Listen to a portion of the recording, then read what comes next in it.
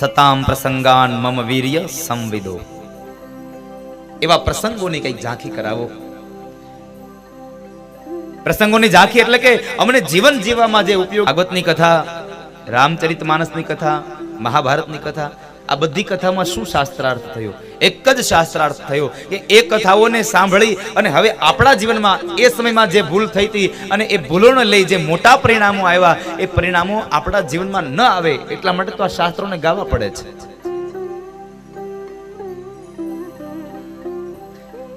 મેં ગઈકાલે એક કથા કરી કે દ્રૌપદીએ બ્રાહ્મણના એ અશ્વત્થામાને મુક્ત બનાવરાવ્યા. શા માટે? તો કહે છે બ્રાહ્મણની અમારાથી હત્યા ન થઈ જાય, બ્રાહ્મણનો કોઈ અમારાથી અપરાધ ન થઈ જાય, બ્રાહ્મણનો આદર સત્કાર થાય. સાથે મેં એક વાત એ પણ કહી હતી કે મહાભારત શેમાંથી રચાયું? મહાભારતની રચના શામાંથી થઈ? તો કહે છે મહાભારતની રચના એકમાત્ર શબ્દ બોલાયો કે અંધના અંધ હોય અને એ શબ્દમાંથી આખું મહાભારત રચાઈ ગયું. માટે યથાયોગ્ય સમયે બોલવું, શું બોલવું શું ન બોલવું એની પણ તકેદારી રાખવી. અને હું તો ત્યાં સુધી કહું છું બને ત્યાં સુધી ઓછું બોલો, બને ત્યાં સુધી ઓછું બોલો. પણ ઓછું બોલવું ને બહુ કઠણ છે. આ દુનિયામાં મૌન રહેવું બહુ સહેલું છે, પણ ઓછું બોલવું બહુ કઠણ છે.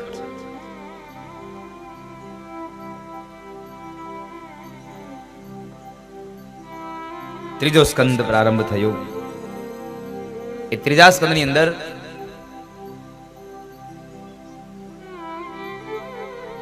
વિદુર અને મૈત્રેય મહારાજની સંવાદની કથા છે. સુખદેવજી મહારાજ રાજા પરીક્ષિતની કથા કહે, રાજા હસ્તિનાપુરના મહામંત્રી પોતાના સમૃદ્ધિવાન ઘરનો ત્યાગ કરી અને તીર્થયાત્રા માટે નીકળી ગયા છે. આટલો શબ્દ આવ્યો ને એ જ સમયે રાજા પરીક્ષિતે પ્રશ્ન કર્યો, બાપજી તમે એમ કહો છો કે હસ્તિનાપુરના મહામંત્રીએ પોતાના સમૃદ્ધિવાળનો ઘરનો ત્યાગ કર્યો અને જતા રહ્યા? શા માટે? એવું તે શું થયું કે જેને લઈ અને એના સમૃદ્ધિવાન ઘરનો ત્યાગ કરી અને માણસ તીર્થયાત્રામાં નીકળી ગયો? એવું શું આવ્યું એના? આ કથા મને જરા વિસ્તારથી કહો. સાંભળો રાજા. કૌરવો અને પાંડવો જ્યારે જુગાર રમ્યા, એ જુગારની અંદર પાંડવોના પક્ષમાં ખૂબ હાનિ થઈ અને અંતે જ્યારે 5 પાંડવો દ્રૌપદીને હારી ગયા, દ્રૌપદીને જ્યારે નિર્વસ્ત્ર કરવા માટે થઈ અને સભામાં લાવે, દુશાસન એની સાડી ખેંચે છે. આ સમયે ભગવાને એની લાજ રાખી હતી, હરિએ લાજ રાખી હતી.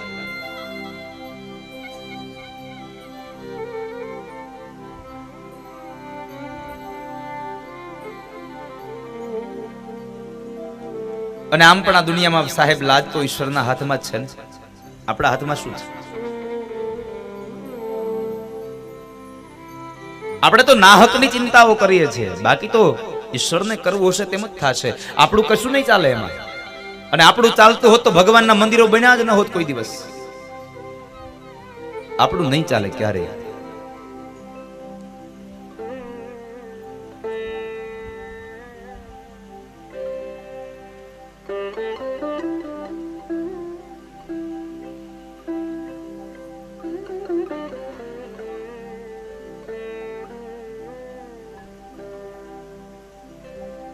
આ દુનિયામાં તો ધાર્યું ધણીનું જ થશે. હું એક પંક્તિને વારંવાર આ કથાઓના માધ્યમથી ગાતો રહું છું. શું કામ? એને કે પરિવારને, આ સમાજને આ પંક્તિ દ્વારા કદાચ એક શ્રદ્ધા બેસી જાય. આપણાથી કશું નહીં થાય. જે થવાનું એ તો હરિનું ધાર્યું જ થવાનું. આપણું નહીં ચાલે એમાં. ગમે તેમ કરીશું છતાં પણ આપણું નહીં ચાલે.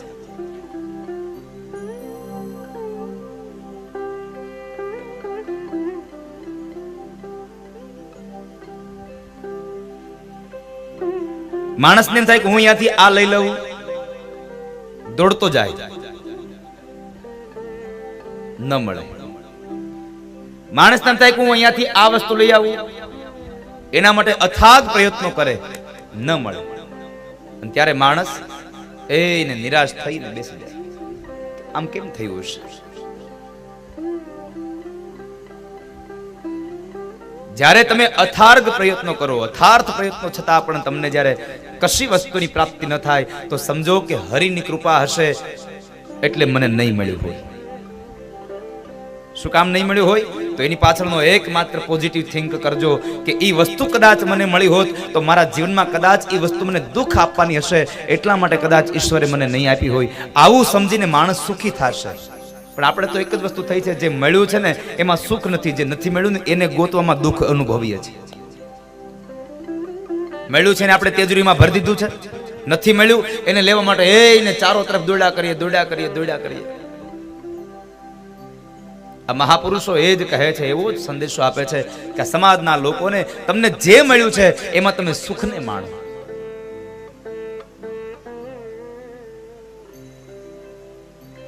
આ સંતો વારંવાર જ્યાં જ્યાં જાય ત્યાં આવા જ સંદેશાઓ આપે છે. અમારે લવજી બાપુ એવો સંદેશો આપે. રામ નકળંગ આશ્રમથી અમારે મનસુખ બાપુ અને મુક્તાબેન બેવ પધાર્યા છે, એ પણ આવા જ સંદેશાઓ એને તેને ભેખ ધારણ કર્યા છે, માંગવા પાડથી પધાર્યા છે.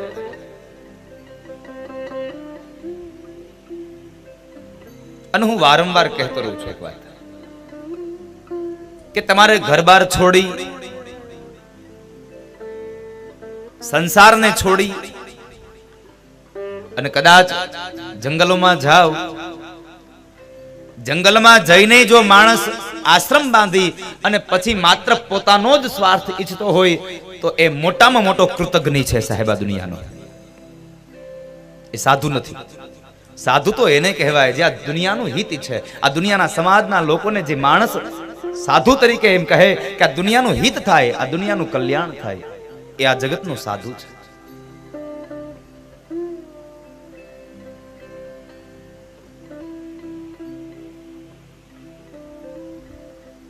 પોતાનું હિત નહીં, આ સમાજનું હિત છે, એ આ જગતનો સાધુ છે.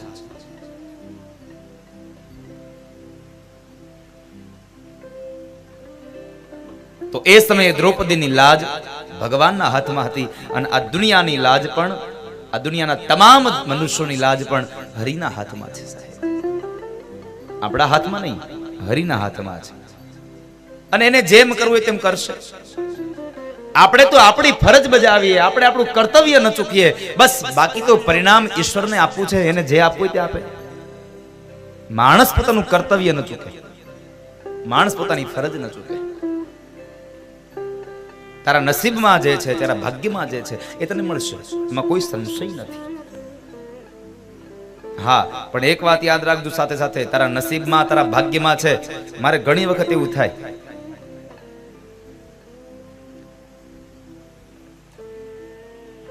મારી પાસે જન્માક્ષર જોડાવા આવે, કુંડળી કઢાવા.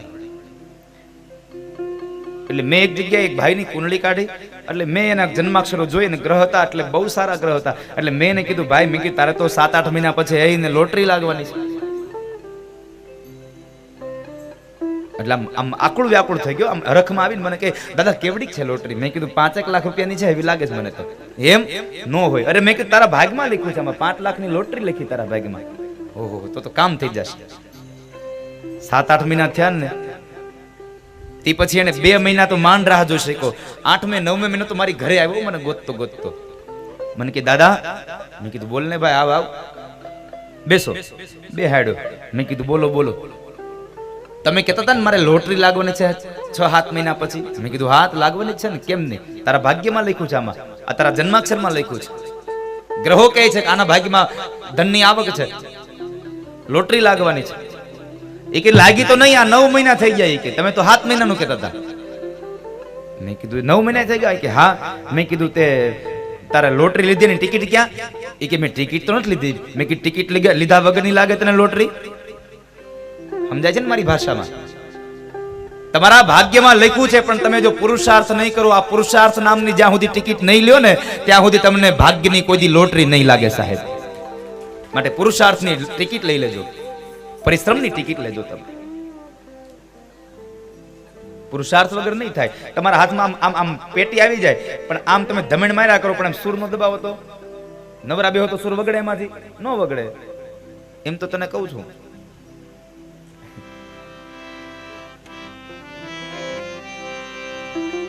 એમ પ્રારબ્ધ જોઈએ, એના માટે પરિશ્રમ જોઈએ. એટલે તું ન વગાડ તો મને હું આ લોકોને સમજાવું, તને ન, તું દુઃખ ન લગાડતો. મારો તો સ્વભાવ છે આવું કહી દેવાનો, કઈ પાછું વાળ લેવાનો સ્વભાવ છે.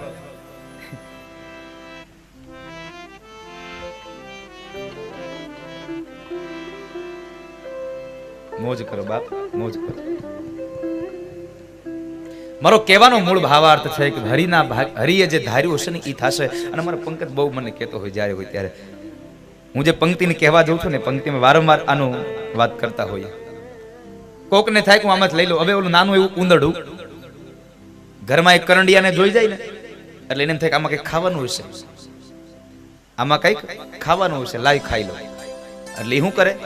ઉંદર કરંડિયો કાપે, કંઈક ખાવા હાટો ઈ કરંડિયાને કાપે, અને કરંડિયાની અંદર જાય ત્યાં ઉંદરને જ ઓલો સાપ ખાઈ જાય.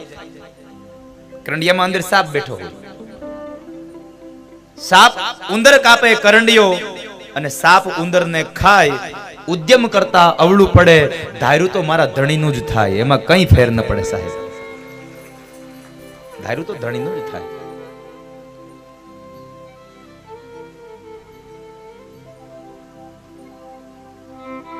લાજ હરિના હાથમાં છે. લાજ જશે મારી તો તું ગુનેગાર કૃષ્ણ કનૈયા. લાજ જશે મારી તો તું ગુનેગાર કૃષ્ણ કનૈયા. લાજ જશે મારી તો કૃષ્ણ ગુનેગાર તું.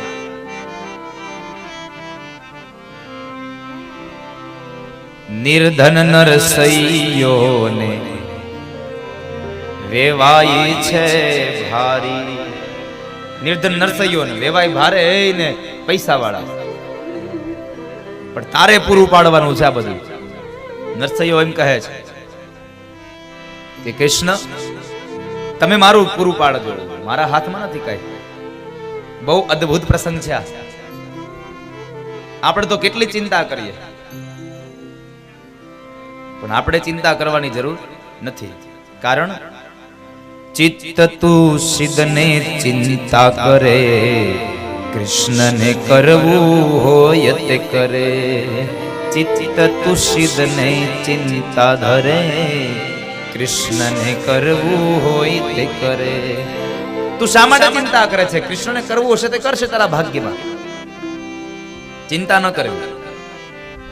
અને હું હંમેશા કહું છું, જ્યારે પણ દુઃખનો સમય આવે ત્યારે ચિંતા ન કરવી. બની શકે તો ભગવાનના નામનું ચિંતન કરવું સાહેબ. ચિંતા કરતા ચિંતન વધુ સારું છે. ચિંતન કરજો, ઈશ્વરના નામનું ચિંતન કરજો. શું ચિંતા કરવાની? ધાર્યું તો ધણીનું જ થાય સાહેબ. આ તમારી સામે પ્રત્યક્ષ દાખલો. કાલ સાંજે મળવા આવ્યા, તમારો અવાજ સાંભળ્યો તો ને, બોલાતું તું મારાથી. આ લોકો વારંવાર આવીને પૂછતા હતા, દાદા શું થશે, શું કરશું ભાઈ? એક જ જવાબ રહ્યો છે સાહેબ, ધાર્યું તો મારા ધણીનું જ થશે. અહીંયા બેઠા પછી ખબર પડે શું થાય. તો બોલાવે તો પણ ઈ, અને મૂંગો રાખે તો ઈ, એના હાથમાં છે. મારે ક્યાં અહીંયા બહેન કઈ ખરાબ શબ્દો બોલવા છે? તારે બોલાવો હોય તો બોલાય, ન બોલાવે તો ઘરે મોકલી દે.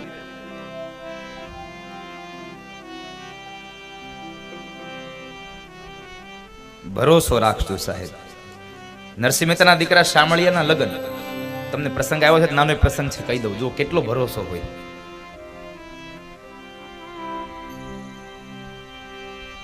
નરસિંહ મહેતાના દીકરા શામળિયાના લગ્ન બાપુ, અને લગ્નની તારીખ નજીક આવી ગઈ. મુદળ 7 દી બાકી રહ્યા. કેટલા? માત્ર 7 દિવસ બાકી રહ્યા. તો નરસિંહ મહેતા તો ગામમાં એને કરતાલો લઈને ફેર્યા કરે, કોઈ જાતના લેવા દેવા નહીં. હવે આપણી ઘરે દીકરાના દીકરીના લગ્ન હોય ને તો 6 મહિના અગાઉ હોય એમ, જો આમ એવી તૈયારીઓ કરતા હોય. અને આને હવે 7 દી રહ્યા ખાલી, એક અઠવાડિયું, અને તો એને ખબર નથી. તે 7મે દિવસે હાંજે બરાબર માણેક ગૌરી અને મહેતાજી બે બેઠા છે અને માણેક ગૌરીએ વિચાર કર્યો આ મહેતાજી કાંઈ હલતા નથી, આ શામળિયાના લગ્ન આવી ગયા. એણે મહેતાજીને કીધું મહેતાજી હવે કાંઈક આ બધું મૂકો અને કંઈક તૈયારી કરો, આપણા છોકરાના લગ્ન આવી ગયા. મહેતાજી શું કીધું ખબર છે? હે માણેક ગૌરી, આ શામળિયાના લગ્ન આવી ગયા કેમ? કેટલા દીની વાર છે? હવે એને એ નથી ખબર 7 દીની વાર છે, એને એ નથી ખબર કે 7 દિવસની વાર છે. કેટલા દિવસ બાકી રહ્યા? અરે મહેતાજી હવે હાથ જમણ બાકી રહ્યા છે, કઈક તો કરો, તમે તૈયારી નથી કરવી તમારે કઈ? મહેતાજી એટલા શબ્દ બોલ્યા, મેથી 7 દી બાકી રહ્યા છે, તઈ હું ચિંતા કરો? એ કહી તો 7 દી બાકી છે. વળી 1-2 દિવસ ગયા અને વળી સંધ્યાના સમયે, સાંજના સમયે જ્યારે ઘરે બેઠા છે ને તઈ માણેક ગૌરીએ કીધું મહેતાજી હવે હદ થાય છે, હવે હદ થાય છે. કેમ? અરે આ શામળિયાના લગ્ન આવી ગયા, હવે 4 જમણ બાકી રહ્યા છે, કઈ કરવું નથી તમારે? મોટા મોટા પૂળા વાળ્યા છે બધી. મહેતાજી કહે છે મારે ક્યાં કઈ કરવાનું છે, કરવા વાળાને લાઈ કહી દઉં. એક કામ કરો મહેતી, એક ઘીનો દીવો આપી દો મને. અને મહેતાજી એક ઘીનો દીવો લઈ ઓરડું બંધ કરી અને ઘીનો દીવો પ્રગટાવીને એને ઠાકોરજીને પ્રાર્થના કરી છે. હાથમાં કરતાલ લઈ અને પ્રાર્થના કરી છે. દ્રઢઈન ચરણન કેરો ભરોસો, દ્રઢઈન ચરણન કેરો, દ્રઢઈન ચરણન કેરો ભરોસો, દ્રઢઈન ચરણન કેરો. એને દ્રઢ વિશ્વાસ છે સાહેબ, ચરણમાં ભરોસો છે. કેટલો અગાધ ભરોસો. શામળિયાના લગ્નના 4થા દિવસની આગલી સંધ્યાએ, સાંજના સમયે મહેતાજીએ ઘીનો દીવો પ્રગટાવ્યો અને ભગવાનને પ્રાર્થના કરી. અને શું પ્રાર્થના કરી? મહેતાજી સીધા ઉપડ્યા કરતાલ સહિત સીધા વૈકુંઠમાં. મહેતાજી વૈકુંઠમાં ગયા. ભગવાન કહે છે મહેતાજી અહીંયા અત્યારે શું છે આ બધું? બીજું તો કાંઈ નથી પ્રભુ, હું તો તમને આમંત્રણ આપવા આવ્યો છું. કેમ? એ કે તમારા શામળિયાનું લગ્ન છે. લ્યો, આને કોણ પૂગે? તમારા શામળિયાના લગ્ન છે. એમ નથી કીધું મારા દીકરાના લગ્ન છે, આ તમારા શામળિયાના લગ્ન છે. હા તો બસ બીજું કાંઈ નહીં, તમારે જે કરવા હોય તે કરજો લગ્ન. હું આમંત્રણ દેવા આવ્યો છું. ભલે મહેતાજી લ્યો તો આવી જશું. આટલું કહીને મહેતાજી નીકળી ગયા. 1 દિવસ 2 દિવસ ગયા. હવે લગ્નની આડા માંડ 2 દી રહ્યા અને આ બાજુ મહેતાજી તો એને હરિનામ કીર્તનો, બીજું કઈ ન મળે. ભગવાનના નામ સિવાય કશું ન મળે.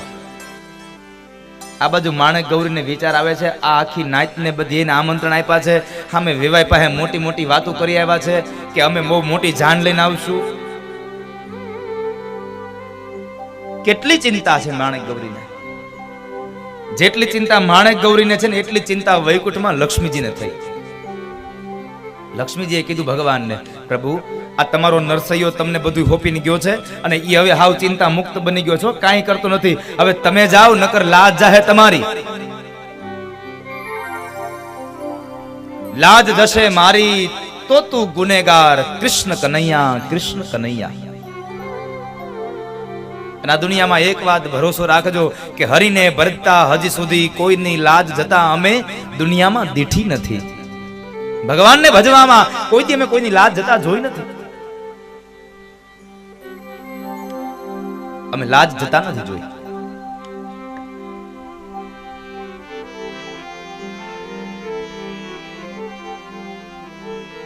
અને એ સમયે હવે હજી અહીંયા કોઈ જાતની તૈયારી નહીં હો. લક્ષ્મીજી કીધું એટલે એ જ સમયે ભગવાને અર્જુનને બોલાવ્યા. અર્જુન અહીંયા આવો. અર્જુન આવ્યા છે. હા પ્રભુ, કહું શું આજ્ઞા?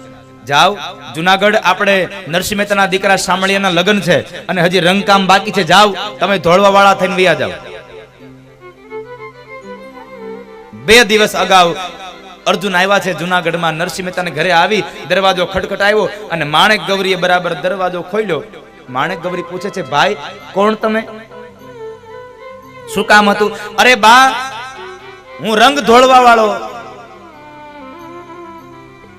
રંગ ધોળવા વાળા? અરે હા, હું રંગ ધોળવા વાળો આવ્યો છું. શું કરવાનું છે? ચૂનો લગાવવો છે, ડિસ્ટમ્બર લગાડવો છે, ઓઇલ પેન્ટ કરવો છે? માણેક મેથી મનમાં કહે છે અહીંયા ચૂનાનો મેળ નથી ને આ ઓઇલ ને ડિસ્ટમ્બર ની વાતો કરે છે.